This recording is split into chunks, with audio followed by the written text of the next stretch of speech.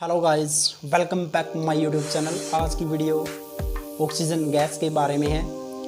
Corona महामारी के चलते हमारे देश में ऑक्सीजन की कमी दिन प्रतिदिन बढ़ती जा रही है। हॉस्पिटल में बेड नहीं मिल रहे हैं। एक सवाल आपके मन में ज़रूर आया होगा कि जब हम हवा में सांस ले सकते हैं और ऑक्सीजन भी हमारे चारों तरफ है मौजूद है, इसी ऑक्सीजन को सिलेंडर में भरकर मरीजों को क्यों नहीं दिया जाता। लेकिन चारों तरफ ऑक्सीजन और मेडिकल ऑक्सीजन में क्या अंतर है, इसे कैसे बनाया जाता है।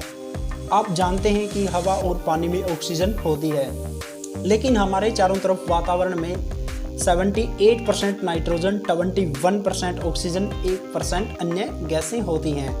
हमारे देश में दिन प्रतिदिन 2 लाख से ज़्यादा लोग कोरोना से पॉजिटिव हो रहे हैं। इसके साथ ही देश में ऑक्सीजन की लागत बढ़ गई है।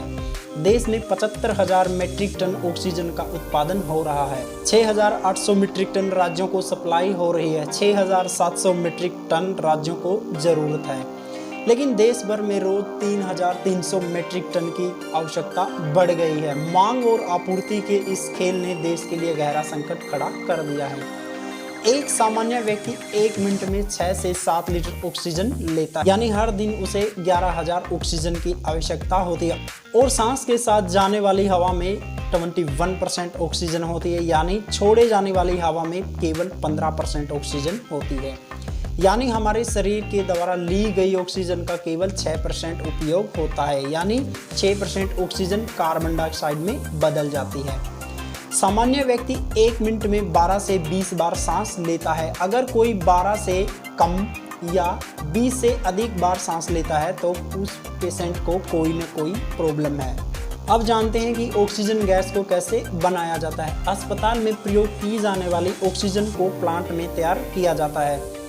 इसकी पूरी प्रक्रिया है, इसे क्रायोजेनिक डिस्टिलेशन कहते हैं।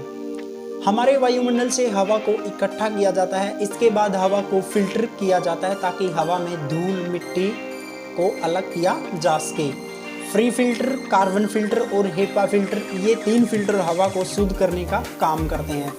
इसके बाद फिल्टर हवा को दबाव डालकर कंप्रेस किया जाता है। एक मोलिकुलर छलनी से इस हवा को छाना जाता है ताकि अन्य गैस जैसे नाइट्रोजन, कार्बन डाइऑक्साइड और अन्य गैसें उससे निकाला जा सके। अन्य गैस को निकालने के बाद इस हवा को डिस्टिलेशन प्रोसेस से गुजरना होता है। इस प्रक्रिया में हवा को ठंडा किया जाता है ताकि इस हवा को इकट्ठा किया जा सके।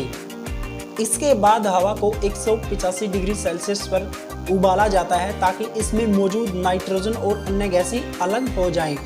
इस प्रक्रिया के बाद लिक्विड और गैस 2 प्रकार की ऑक्सीजन प्राप्त हो जाती है। अब ऑक्सीजन गैस को सिलेंडर में भरकर अस्पताल में भेजा जाता है। ये ऑक्सीजन गैस 98% तक शुद्ध होती है। आज की वीडियो में बस इतना ही। मिलते हैं नेक्स्ट वीडियो में।